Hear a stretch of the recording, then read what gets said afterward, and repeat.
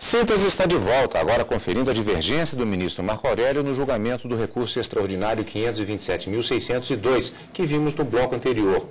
O ministro se manifestou adiantando o voto, logo em seguida a finalização do voto do ministro Eros Grau que vimos. Lídia, qual foi o ponto divergente? Bem, o ministro Eros Grau ele deu provimento ao recurso extraordinário para declarar inconstitucionais tanto o artigo que alargou essa base de cálculo da COFINS, como também aquele artigo que aumentou a alíquota de 2% para 3%. O ministro Marco Aurélio abre uma divergência no sentido de que ele entende que a base de cálculo realmente precisa de uma lei complementar, então deveria ser inconstitucional esse artigo. Mas com relação à alíquota de 2% para 3%, na sua visão não haveria previsão constitucional de que houvesse a necessidade de uma lei complementar para isso. Basta, no caso, uma lei ordinária. Vamos rever parte desta divergência manifestada pelo ministro Marco Aurélio. Para prevalecer o entendimento do contribuinte, nós teremos dupla contrariedade à jurisprudência do tribunal. A primeira, no campo subjetivo, presente o acordo proferido por força do recurso extraordinário 357950, dígito 9, Rio Grande do Sul. E a segunda contrariedade, aí mais gravosa, de envergadura maior, diz respeito a um pronunciamento do tribunal que tem eficácia erga omnes. Ora, quando o tribunal assentou que os vocábulos faturamento e receita bruta são vocábulos sinônimos, ele evidentemente concluiu que, no caso, o artigo 3º se fez ao mundo jurídico ao abrigo da redação primitiva do inciso 1 do artigo 195, do que previa essa contribuição considerado faturamento.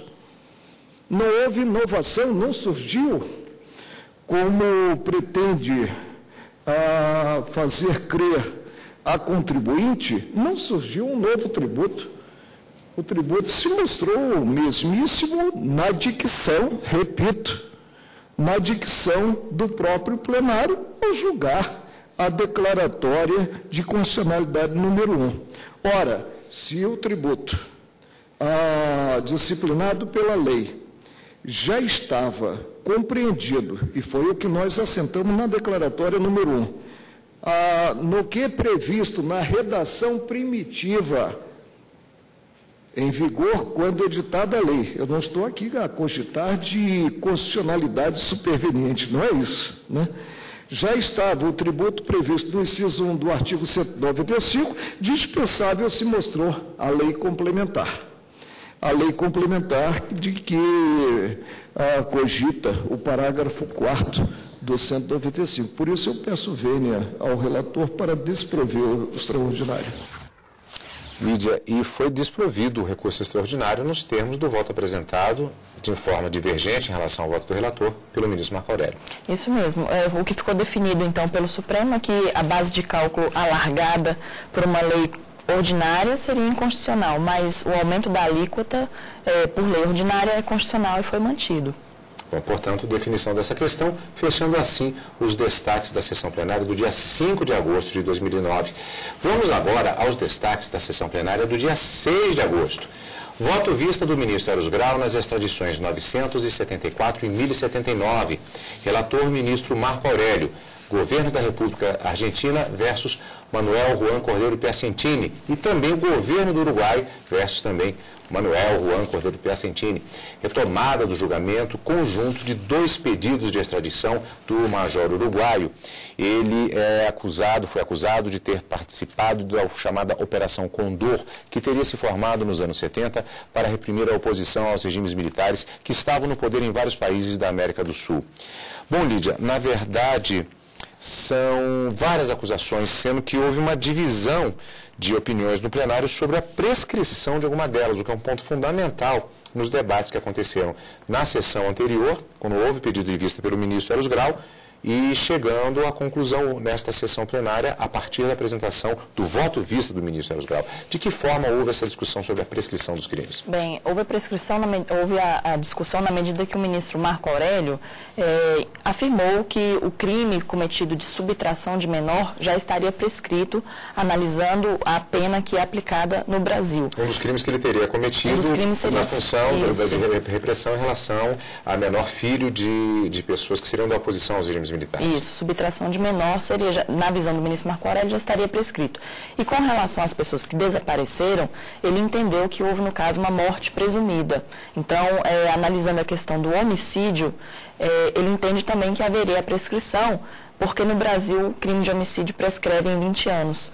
Já o ministro Ricardo Lewandowski entende que não havia uma prescrição, ou seja, que na verdade a subtração de menor seria equiparada na legislação brasileira a um sequestro e, como a pessoa não apareceu até hoje, seria um sequestro continuado e não uma morte presumida. E por ser um sequestro continuado, não houve então a ocorrência desse prazo de prescrição, portanto, ele ainda poderia ser extraditado, não poderia se alegar na visão do ministro Ricardo Lewandowski que ele não pode ser extraditado por estarem prescritos os crimes cometidos. Lídia, um outro ponto fundamental é o fato de que houve 2 pedidos de extradição, um da Argentina e outro do Uruguai. Era a discussão sobre qual teria prioridade no caso. Isso, a discussão houve realmente, já que nesse caso são 2 extradições, né, que estariam sendo julgadas simultaneamente pelo Supremo e ficou definida a extradição para a Argentina, na medida em que o Estatuto do Estrangeiro, no artigo 79, prevê que, havendo 2 pedidos de extradição simultâneos, então haveria a extradição para aquele país onde os crimes foram cometidos. Então, embora ele seja nacional uruguaio, o crime foi cometido na Argentina, então teria prevalência o pedido deste país. Esses temas foram muito debatidos na sessão anterior e já havia expectativa da apresentação deste voto vista do ministro Eros Grau na sessão da quinta-feira, nesse julgamento conjunto das 2 extradições. A apresentação do voto foi feita de maneira bem rápida. O voto é o mesmo em ambas. E diz o seguinte: em sessão anterior, acompanhei o voto do ministro Marco Aurélio após o voto do ministro César Peluso ter pedido vista dos autos. Vou agora, após os ter analisado, estar com o voto divergente. De veras, como observa o ministro César Peluso, não há suporte para a ideia de configuração de homicídios. Houve, ademais, aditamento a folhas 864, atinente ao crime de sequestro de menor de 10 anos de idade. E não subsistem os argumentos da defesa de prescrição e de indulto. Com as devidas vênias, acompanha a divergência. Portanto, Lídia, foi concedida a extradição para a Argentina parcialmente. Isso, porque nem todos os ministros concordaram com a extradição desta pessoa e os que concordaram com a extradição, que no caso foi a maioria dos ministros, entenderam que ele deveria ser concedida a extradição para a Argentina justamente por aquele fato que eu falei, que os crimes foram cometidos lá. Então, já há uma previsão legal nesse caso de extradição, de pedidos de extradição simultâneo. E o crime teria sido a subtração de menor, no caso? Isso, crime de subtração de menor. Na definição da legislação do país, da Argentina, no caso. Da Argentina, que é o país requerente da extradição. Vamos continuar com mais um destaque, habeas corpus 85.203. Voto vista apresentado pelo ministro Carlos Aires Brito, relator ministro Eros Grau, Charbel Shafka Raja versus presidente da República, habeas corpus contra ato do presidente da República que determinou a expulsão, não é extradição, determinou a expulsão de estrangeiro após ele ter cumprido pena no Brasil por tráfico de entorpecentes. A expulsão aconteceu em 12 de janeiro de 2003. Se alegou no caso deste habeas corpus a ofensa a princípios da dignidade da pessoa humana e da proteção à família, porque, abre aspas, por ser o paciente casado com mulher de nacionalidade boliviana, radicada neste país e ter filha brasileira que depende de assistência material. E por isso requereu a que seja permitida a entrada dele no país. Vale lembrar que se tratou de uma expulsão, não foi uma extradição. Esses argumentos, não é, Lídia, de casamento com brasileiro e filho brasileiro, são muito apresentados nas extradições, mas a jurisprudência do Supremo aponta que esse argumento não vale como argumento de defesa para os casos de extradição, mas é um pouco diferente no caso desta expulsão. Ele foi expulso e quer retornar para o Brasil, alegando querer visitar a família, ou pelo menos o filho residente aqui no Brasil. Vamos ao voto do ministro Carlos Aires Brito. Mas nesse caso já vamos direto às considerações feitas logo em seguida pelo ministro Joaquim Barbosa, num debate que marca os pontos colocados para a decisão do plenário na votação final. E voltamos em seguida. É a linha do parecer do Ministério Público que eu estou adotando. Diante desse quadro, senhor presidente, como assentei em linhas precedentes, a garantia constitucional incorpora o contraditório e a ampla defesa, aplicando-se, embora com variação de tamanho, tanto ao processo judicial como ao processo administrativo. Diante desse amplo quadro, volto a dizer, eu estou concedendo a ordem, embora tão somente para assegurar ao paciente o direito de manejar na via administrativa o pedido de reconsideração a que se refere o artigo 72 da lei. Pois não. Para entender bem, numa primeira proposta, no primeiro encaminhamento de voto, eu concedo a ordem para que o paciente retorne ao Brasil e possa visitar os seus familiares. Numa alternativa de voto, eu perfilho o entendimento do Ministério Público para que ele, paciente, tenha o direito de requerer reconsideração na via administrativa e, assim, não é, retornar ao país de acordo com o que, ou não, de acordo com o que ficar decidido administrativamente. Pois não, ministro? Eu teria duas ponderações a fazer. A primeira é que, se concedermos a ordem para permitir que ele retorne ao território nacional, nós estaremos permitindo que uma pessoa expulsa do território nacional reingresse por ordem judicial, que, a meu ver, usurpa a competência que a pena já do Poder foi Executivo. Agora, a segunda possibilidade, sim, que me parece bastante razoável, eu acho que ela teria que ir um pouco além.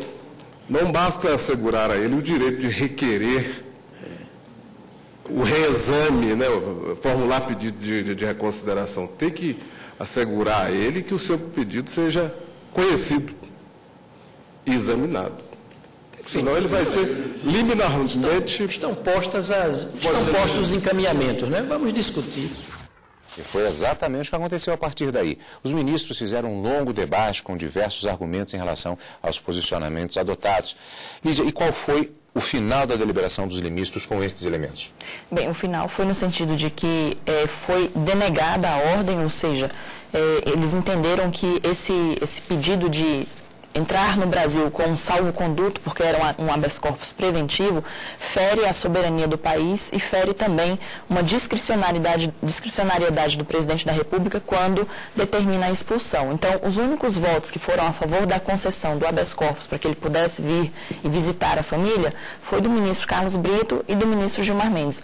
Todos os outros demais ministros votaram no sentido de negar a ordem de habeas corpus, ou seja, para que ele não volte ao país e, possivelmente, ele pode fazer um pedido de reconsideração ao presidente da República. Se houver essa reconsideração, quanto à expulsão, ele poderia voltar livremente. Aliás, não havendo caracterizado, inclusive, na decisão, esta possibilidade de que haja um encaminhamento administrativo ao presidente da República para que, nessa discricionariedade, ele possa conceder a entrada. Isso, porque, na verdade, a lei que prevê essa expulsão diz que, nesses casos, não poderia haver um pedido de reconsideração. Houve até um debate se haveria um pedido de reconsideração ou um pedido de revogação da sua expulsão. Os ministros entenderam que é um direito de petição, qualquer pessoa poderia fazer esse pedido, e se for revogada a sua expulsão, ele poderia voltar. Caso contrário, não, porque se o Supremo concedesse a ordem, estaria inclusive afetando o equilíbrio entre os poderes e a separação entre os poderes. O Supremo estaria afetando um ato que já foi praticado e é discricionário do presidente da República. Bom, Lídia, com esse julgamento nós encerramos também o nosso programa Síntese de hoje, o primeiro do segundo semestre de 2009, encontro marcado já na próxima semana para mais julgamentos com os destaques da semana das sessões da quarta e quinta-feira no plenário do Supremo Tribunal Federal. Obrigado, Lídia, até semana que vem. Eu que agradeço.